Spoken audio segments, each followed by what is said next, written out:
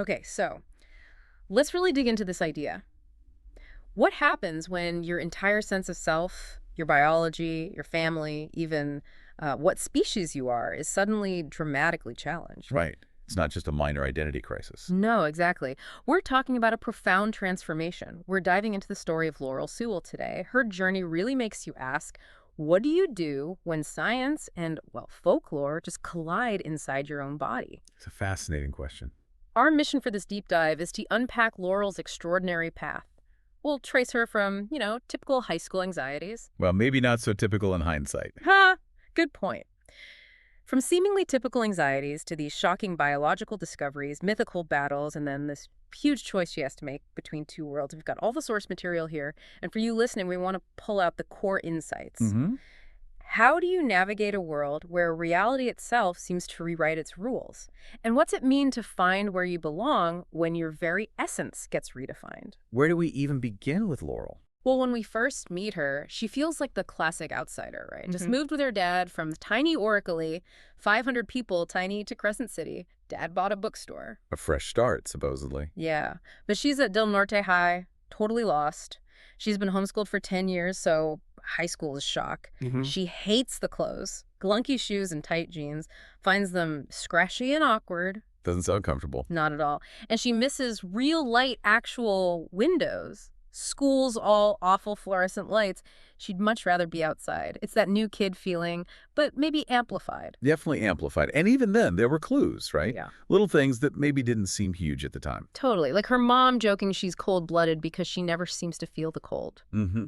Which is unusual. Right. And her diet, super strict vegan. But not just vegan, like only plain fruits and vegetables. Anything else makes her violently sick. Which is more than just picky eating. That's a biological reaction. Exactly. And then she makes her first friend, David Lawson, in biology class of all places. He's kind, gets her preference for eating lunch outside immediately, seems to just get her. David plays such a key role later on. He's important from the start. He really is. And then there's her past. It's a bit murky. Adopted at 3, a basket child, showed up with a funny accent, zero memory of before. Wow. Basket child. Straight out of a story. Right. And her parents are unconventional too. No doctors. They use natural stuff like salves with rosemary, lavender, tea tree oil. It all seems kind of quirky. But it adds up, doesn't it? These aren't just random details. Her diet, the cold thing, the missing past, even the parents' remedies. They're all pointing towards something fundamentally different about Laurel. Yeah, hints. Breadcrumbs. Precisely. It sets the stage beautifully, actually. It prepares you, subconsciously maybe, for the fact that her outsider status isn't just social, it's biological. Deeply biological. And that difference becomes impossible to ignore. Oh, absolutely. It culminates with that round bump suddenly appears between her shoulder blades. Which is terrifying. Your first thought is... Tumor. Cancer. Something awful and very human. But her mom, true to form, just brushes it off. Just a zit. If only. Right. Because this bump grows. Fast. Becomes bigger around than a quarter. And that trusty family salve does nothing. Absolutely nothing. This is where it gets really strange. Strange doesn't even cover it. Overnight, this bump, it doesn't just grow, it unfurls. It blossoms. Blossoms. Like a flower. Exactly like a flower. Into these petal-like strips, forming a gently curved four-pointed star. It's huge, over a foot long, bluish-white, smaller spiraling petals, little green leaves at the base. Wow. And the scent, like a fruit blossom, but stronger. Intoxicating. Imagine Laurel's horror. She's trying to hide this enormous flower sprouting from her back, wrapping it up with scarves, wearing baggy clothes. Her life is, like she says, unraveling. It's an existential crisis made visible. Utterly terrifying. And utterly isolating. Who do you even talk to about something like that? Well, she turns to David, the science guy. Maybe, just maybe, he can explain this flower thing. Which is a huge leap of faith for her. Totally. She brings him a piece of it. A piece of herself, really. Hoping his microscope can make sense of the impossible. And David, being David, he actually looks. He analyzes it. And finds. Plant cells. Yeah. Definitely a piece of a plant, his words. Very active, square, and very uniform. Plant cells, not animal cells. Plant cells. Oh my God. So her worst fear confirmed in a way she couldn't even imagine. Not just a freak growth, but she's part plant. It's a categorical biological impossibility, right? How do you reconcile that with your own body? But what's crucial is David's approach. He doesn't freak out, not really. He uses science. Yeah, he stays methodical. Exactly. He gathers evidence. He doesn't dismiss her, he investigates. And that scientific validation, even for something so fantastical, is maybe the first step for Laurel to even begin processing this. He anchors it somehow. Yes. And that first discovery, it just opens the floodgates. Yeah. David starts noticing other things. Like what? No visible veins on her arms. Not like his, anyway. Yeah. Then he tries to find her pulse. Yeah. Nothing. Listens to her chest. Sounds empty. His conclusion. She probably doesn't have a heart. No heart. Okay, that's why. Right. Then he pricks her finger. And the blood, it's clear. Oh. A clear liquid. She can't even remember ever bleeding red. So everything biologically is just different, fundamentally different. Completely. He even does this breath-holding test. Oh, yeah. Laurel holds her breath for 3 minutes and 28 seconds. Says she could go as long as I wanted to. That's insane. Which leads David to theorize she absorbs CO2 through her skin, like leaves, and exhales oxygen. The total opposite of us. An inversion of basic biology. And then something clicks for David. Mm-hmm. He remembers this accidental kiss they had earlier. Uh-huh. He remembers her mouth tasted sweet, like honey, like nectar. Suddenly that makes perfect sense. Uh-huh. It connects everything back to her plant nature. Nectar. Okay. So all the evidence points one way. Irrefutably, Laurel is not human. And just as she's grappling with that, this whole other reality just bursts open. Enter Tamani. Right. In the woods near her old home, this mysterious boy, intense green eyes, he just appears. Magically. Knows about the blossom instantly. Yeah. Calls it a blossom, confirms she's a fairy, tells her it'll come back every year. He even explains fairy reproduction, pollination, seedlings growing in flowers. It's a whole different biology, a whole different world. It's mind-bending. He lays out this entire cosmology for her. He does. 4 types of fairies. Spring, summer, fall, winter. Laurel's a fall fairy. Born in fall, blossom in fall. Powers like healing, plant control. And Tamani? He's a spring fairy. A sentry, he says. Less powerful, maybe. He admits he used magic to make her forget him before.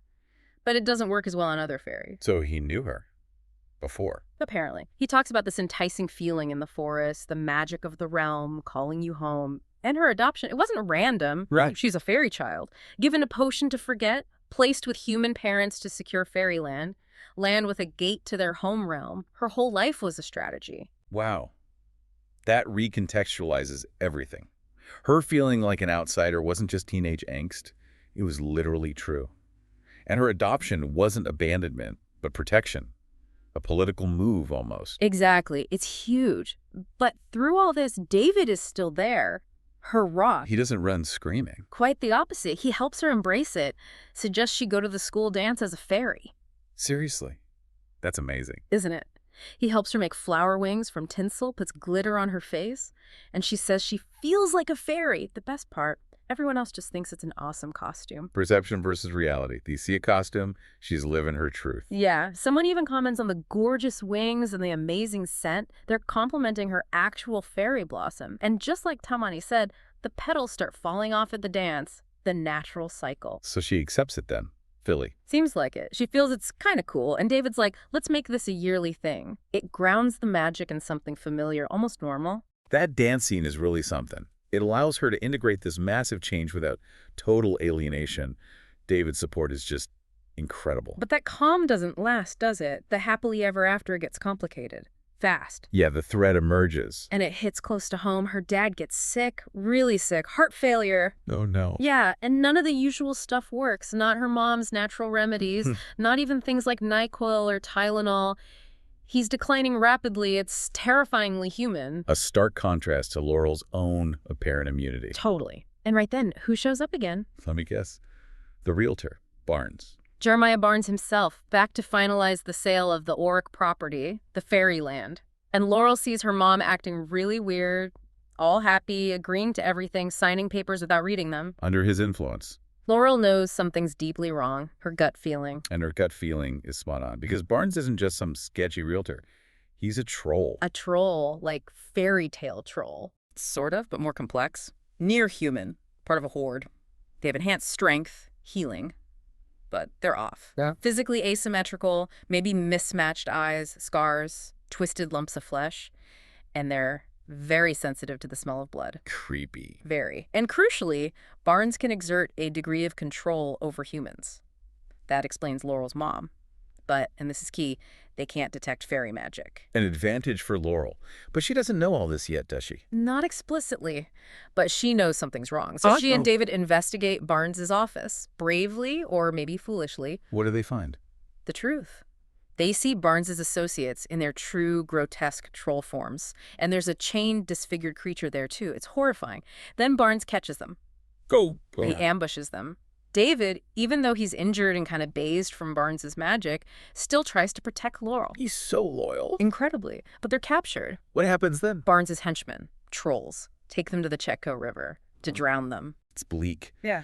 But this is where Laurel's fairy nature saves them. The icy water doesn't bother her, and she can hold her breath indefinitely. So she can breathe underwater. Yes. And she shares her breath with David, mouth to mouth, underwater, keeping him alive while she works on freeing them from the ropes weighing them down. That's incredible. Resourceful. She saves them both. But David's in rough shape, hypothermia, bruises, a gash. Laurel, physically fine, untouched by the cold. The difference between them is starkly clear. So they escape. Where do they go? Straight to Tamani. They need help. Answers. And Tamani confirms Barnes is a troll. He does. And then he drops this huge history lesson. Connects it all back to King Arthur, Merlin, and Oberon, the Fairy King. Apparently, they forged Excalibur together to fight trolls way back when. Seriously, Arthurian legend is involved. It seems so.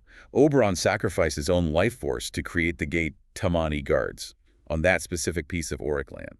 That's why it's so vital to Avalon's protection. So the land deal wasn't just about property, it was about accessing Avalon. Exactly. The fairies used magic to make buyers forget the land before. But Barnes's troll magic was stronger. It bypassed their defenses. It's an ancient war, reignited. This is way bigger than Laurel knew. Way bigger. It frames the whole conflict. It's not just personal survival. It's the fate of a realm. So they have to fight back. They do.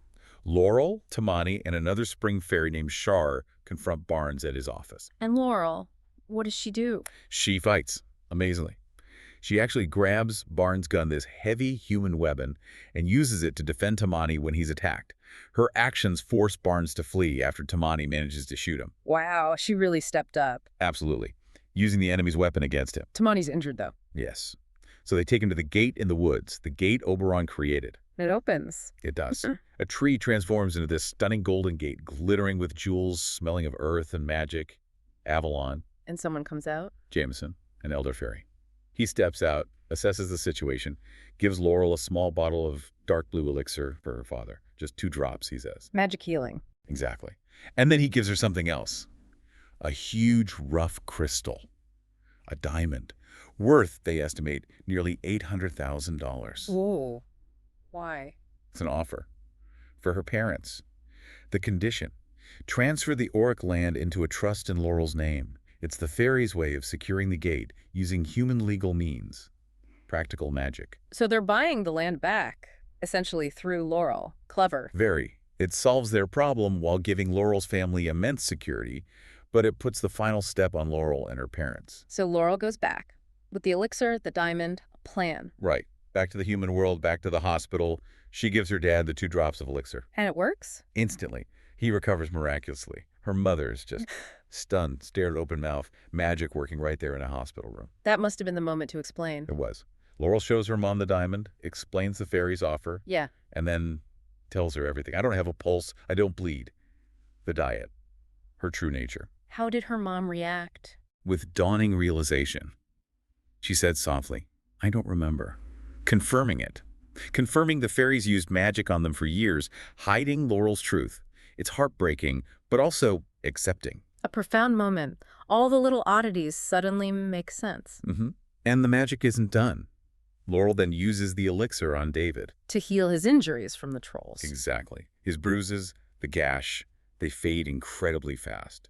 The gash goes from angry red to a soft pink in minutes. No scar. David's amazed. It's undeniable proof for him, too.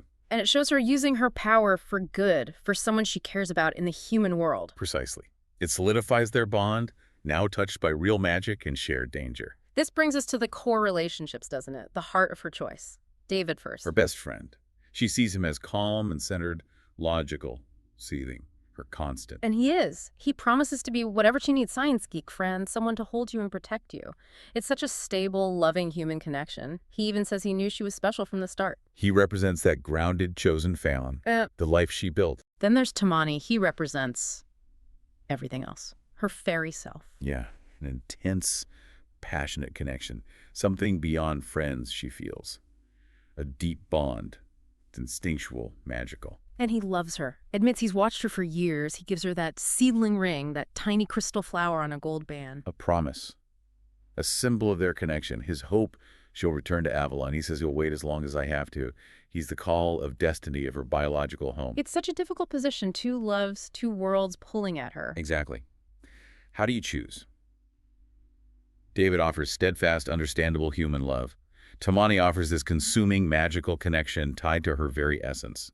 Who is she meant to be with? Where does she truly belong? It's not a simple answer. Not at all. And her choice.